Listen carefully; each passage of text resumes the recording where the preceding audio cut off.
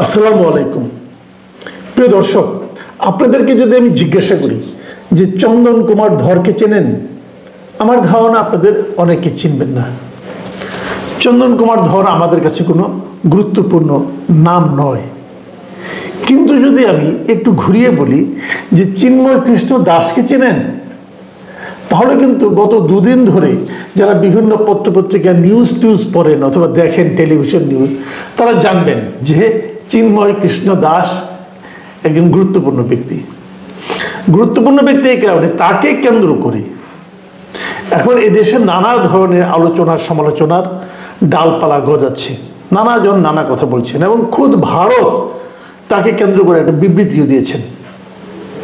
কেন এত সব ঘটনা ঘটলো এবং এই ঘটনাগুলো কি জরুরি ছিল? এটা নিয়ে আমি আজকে দুই একটা কথা আপনাদের সঙ্গে জাস্ট শেয়ার করতে চাই যে আমার মনে কি চলছে, আমি এগুলো নিয়ে কি ভাবছি, এগুলো আপনাদের সঙ্গে একটু শেয়ার করব। আপনারা ভাববেন, আপনাদেরও নিজস্ব নিশ্চয়ই মতামত আছে, সেগুলো আপনারা শেয়ার করলে আমরা এটা নিয়ে পরে আলোচনাও করতে পারবো। বিষয়টা কি, উনি একজন হিন্দু ধর্মনেতা, ধর্মগুরু বলা যায় ওনাকে, বাংলাদেশের একজন হিন্দু ধর্মগুরু, সম্মিলিত সনাতন জাগরণ জোটের মুখপাত্র উনি, এবং তাছাড়া পুণ্ডরিক ধামের অধ্যক্ষ। এই দুটো হল পরিচয়। উনি কিছুদিন আগে ইসকন নামে যে প্রতিষ্ঠান আছে, সেই ইসকনের উনি একজন গুরুত্বপূর্ণ নেতা ছিলেন, কিন্তু ইসকন তাকে বহিষ্কার করেছে তার কর্মকাণ্ডের কারণে। কি কি কারণে সেটা আরো অনেক কাহিনী, অত কাহিনীতে যাচ্ছি না। এই চিন্ময় সাহেবকে নিয়ে বড় ঘটনাটা যেটা ঘটলো, আলোচনা যেটা ঘটেছে, সেটা সোমবার দিন উনি যখন ঢাকা থেকে চট্টগ্রাম যাচ্ছিলেন বিমানে করে, তখন এয়ারপোর্টে ওনাকে আটক করা হয়। আটক করা হয় কেন? ওনার বিরুদ্ধে একটা রাষ্ট্রবিরোধী মামলা আছে, সেই মামলার কথা বলি। এখন এই রাষ্ট্রবিরোধী মামলাটা কি, সে প্রসঙ্গে আমি একটু পরে আসছি। রাষ্ট্রবিরোধী মামলার কারণে আটক করা হয় না, আটক করে মঙ্গলবার দিন ওনাকে চট্টগ্রামে আদালতে ওঠানো হয়। আদালতের বিচারক ওনার জামিন চাওয়া হয়, ওনার জামিন নামঞ্জুর করে ওনাকে জেলে পাঠিয়ে দেন।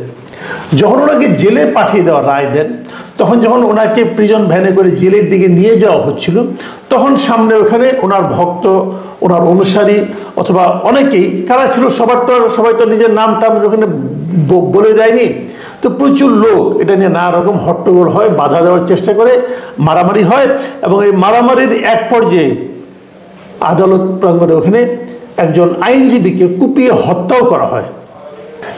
মজার ব্যাপার হলো যে এই চিন্ময় কৃষ্ণ দাসের আটকের বিষয়ে ভারতের হস্তক্ষেপ চেয়ে আমাদের দেশের একটা প্রতিষ্ঠান বিবৃতি দিয়েছে। আসলে আমাদের দেশের না, ওই দেশের শাখা আমাদের এখানে আছে, ইন্টারন্যাশনাল এটা প্রতিষ্ঠানটা, তার নাম হলো international society for Krishna consciousness. এই হলো প্রতিষ্ঠানটার নাম। নামটা শুনে আপনার একটু অবাক হচ্ছে, এত বড় নাম, এটা কি? বাট এই প্রতিষ্ঠানটাকে আপনারা সবাই চিনেন, কারণ এই যে নামটা বললাম, international society for Krishna consciousness, এর সংক্ষিপ্ত নাম হলো ইসকন। এই ইসকন কিন্তু ভারতের হস্তক্ষেপ চেয়ে একটা বিবৃতি দিয়েছে, এবং সেখানে ইসকন কি বলেছে? তারা বলেছে যে বাংলাদেশে ইসকনের গুরুত্বপূর্ণ নেতা এই চিন্ময় কৃষ্ণ দাস, তাকে অবিলম্বে মুক্তি দেওয়ার আহ্বান জানিয়েছে। মজার ব্যাপার হলো এই তারা বিবৃতি দিয়েছে যখন, মানে সোমবার, এর আগে এই মাসের নভেম্বর মাসের 8 তারিখে তারা কিন্তু একটা সংবাদ সম্মেলন করে, ইসকন একটা সংবাদ সম্মেলন করে চিন্ময় কৃষ্ণ দাসকে ইসকনের যাবতীয় কার্যক্রম থেকে অব্যাহতি দিয়েছিল। মানে যাকে তারা অব্যাহতি দিয়েছিল, তার জন্য এখন তারা ভারতকে হস্তক্ষেপ করার জন্য আহ্বান জানাচ্ছে, এবং তারা ভারতকে বলতেছে যে সেই লোকটা হলো আমাদের গুরুত্বপূর্ণ নেতা। ভাবুন এগুলো কি? এটা কি রাজনীতি, নাকি একটা সমস্যা, একটা সংকটকে ছড়িয়ে দেওয়ার একটা প্রবণতা অথবা ছড়িয়ে দেওয়ার একটা প্রচেষ্টা? এটাকে আপনি কিভাবে নেবেন? মজার ব্যাপার হলো এই ইসকনের যে আহ্বান, এই আহ্বানে কিনা জানি না, ভারত কিন্তু সাড়া দিয়েছে।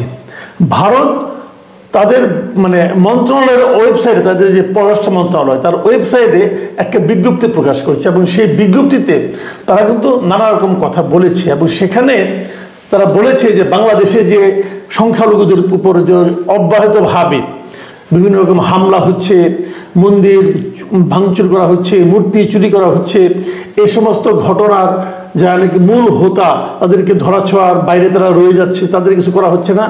অথচ তারপরে তারা লিখেছে যে শান্তিপূর্ণ সমাবেশের মাধ্যমে ন্যায্য দাবি তুলে ধরা একজন ধর্মীয় নেতার বিরুদ্ধে অভিযোগ আনাটা দুর্ভাগ্যজনক, এটা তারা বলেছে। মানে এই ধরনের মানে একে যে মানে আটক করেছে চিন্ময় কৃষ্ণকে, যেন তারা বিবৃতিটা দিয়েছে। এখন দেখুন, এই যে বিবৃতিটা ভারত দিল, এই বিবৃতিটাকে আপনি কিভাবে দেখছেন?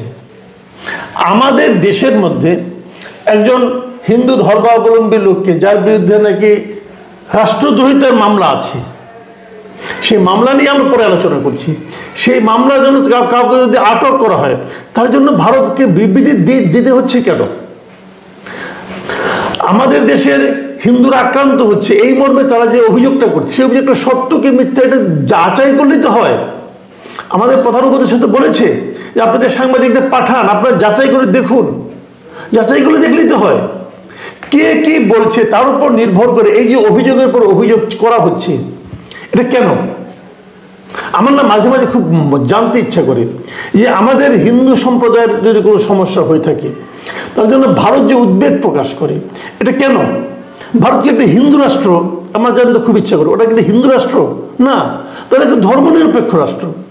যে ভারত যদি নিজেকে ধর্মনিরপেক্ষ মনে করে, তাহলে আমাদের দেশে যদি যে কোনো মানুষের উপর যদি কোনো ধরনের নির্যাতন চলে, তার তো সেই জন্যই বিবৃতি দেওয়া উচিত। আচ্ছা ভাবেন তো, একটা কথা আমি তর্কের খাতিরে বলছি না, আপনাদের কথা মনে করে দিচ্ছি। পুরো জুলাই মাস আমাদের দেশের সাধারণ মানুষ আন্দোলন করেছে একটা স্বৈরাচারী শাসকের বিরুদ্ধে, করে নাই? করেছে।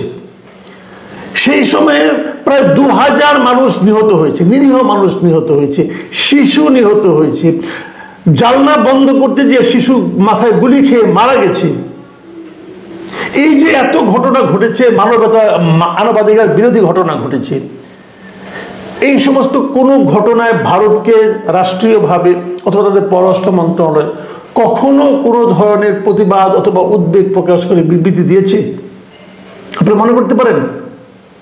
সেই 2000 লোকের জীবন না? তখন তারা কি বলেছে? এগুলি বাংলাদেশের অভ্যন্তরীণ ঘটনা। এখনো বাংলাদেশ কিন্তু বলছে যে চিন্ময় দাসকে গ্রেপ্তার করা হয়েছে, সেটা ঠিক কি বেঠিক সে আলোচনা আমরা করি পরে। কিন্তু এই গ্রেপ্তারের কারণেই ভারত যদি উদ্বিগ্ন হতে থাকে, এত বড় একটা রাষ্ট্রের, একটা ধর্মনিরপেক্ষ রাষ্ট্রের জন্য এটা মানায়? ইসকন তাকে রিকোয়েস্ট করলো আর তারা পাঠানো শুরু করলো, এটা কি মানায় রে ভাই? আরেকটা জিনিস,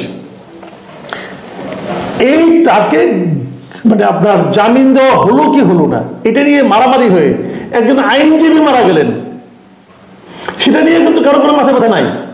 এবং এটাও দেখা গেছে এই আইনজীবী যে অলরেডি 30 জনকে গ্রেপ্তার করা হয়েছে, জানা যাচ্ছে এর মধ্যে নাকি 2 জন ছাত্রলীগের লোকজন আছে। এটা কেন কিভাবে হয়েছে এটা আমি আগেই কোনো মন্তব্য করতে চাচ্ছি না, কিন্তু একটা জিনিস বুঝতে আমি সবসময় বলি, যখন একটা অঘটন ঘটে না, দেখবেন যে লাভ হয় কার, ক্ষতি হয় কার?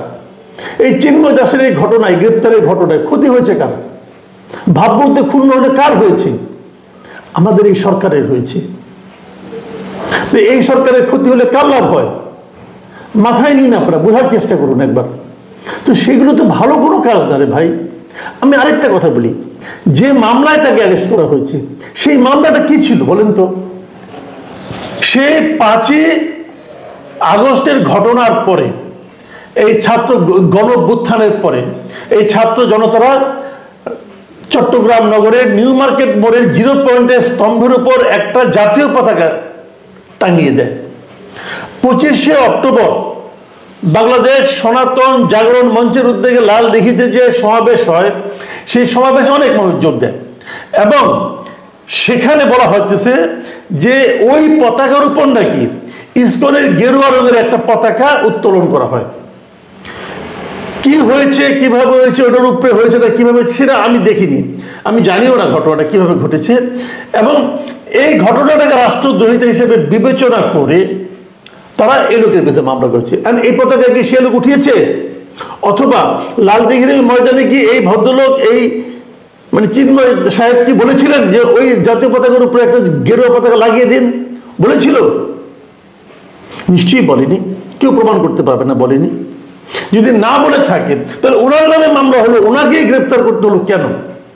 এই মামলাটা যিনি করেছিলেন তিনি কিন্তু একসময়, তার নাম ফিরোজ খান, তিনি বিএনপি করতেন। এই মামলা করার জন্য বিএনপি তাকে বহিষ্কার করে দেয়। এই মামলা তুমি কেন করলা? একটা সাম্প্রদায়িক সমস্যা হতে পারে। সেই মামলায় চিন্ময় দাসকে এখন গ্রেপ্তার করার প্রয়োজনটা কোথায় ছিল, এটা তো আমি বুঝতে পারি না।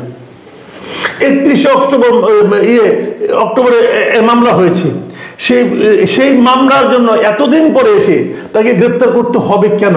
হওয়াতে কি লাভ আমাদের?